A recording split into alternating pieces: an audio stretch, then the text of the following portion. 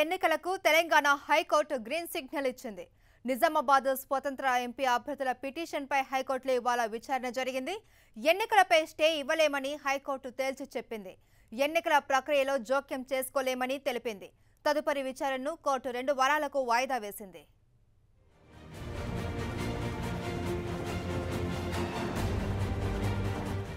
దేశవ్యాప్తంగా చర్చకు దారితీసిన నిజామాబాద్ ఎన్నికలకు లైన్ క్లియర్ అయింది. ఎన్నికలను బ్యాలెట్ పద్ధతిలో నిర్వహించాలని రైతులు వేసిన పిటిషన్ విచారించిన హైకోర్టు ఎన్నికల ప్రక్రియలో జోక్యం చేసుకోలేమని తేల్చి చెప్పింది.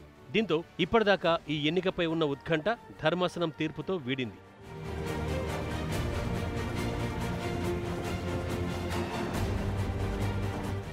రైతుల తరపున ఈ కేసును రచనారెడ్డి వాదించారు. స్వతంత్ర అభ్యర్థులుగా బరిలో దిగిన రైతులకు ఇప్పటిదాకా గుర్తులు కూడా కేటాయించలేదని ఆమె ఆరోపించారు. గుర్తులు కేటాయించకుండా ప్రచారం ఎలా చేసుకుంటారని ప్రశ్నించారు. ఈ కేసు మళ్లీ 2 వారాల తర్వాత విచారణకు వస్తుందని తెలిపారు.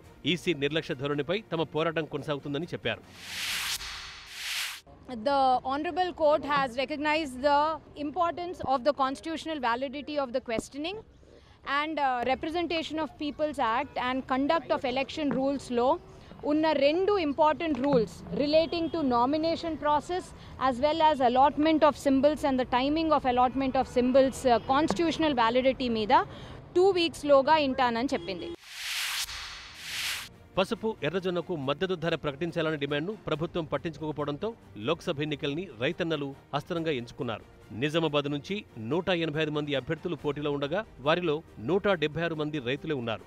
ప్రభుత్వం తమ సమస్యల్ని పట్టించుకోలేదు కాబట్టి ఈ ఎన్నికల్లో తామంతా నామినేషన్లు దాఖలు చేశామని చెప్పారు రైతులు.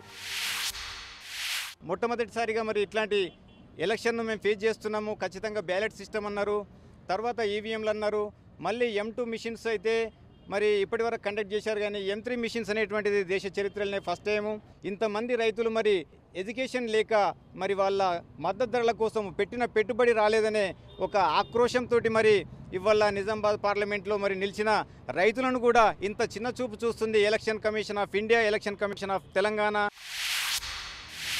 మరోవైపు నిజామాబాద్ రైతన్నలు తమ డిమాండ్ను బలంగా వినిపించేందుకు భారీ బహిరంగ సభ నిర్వహించబోతున్నారు.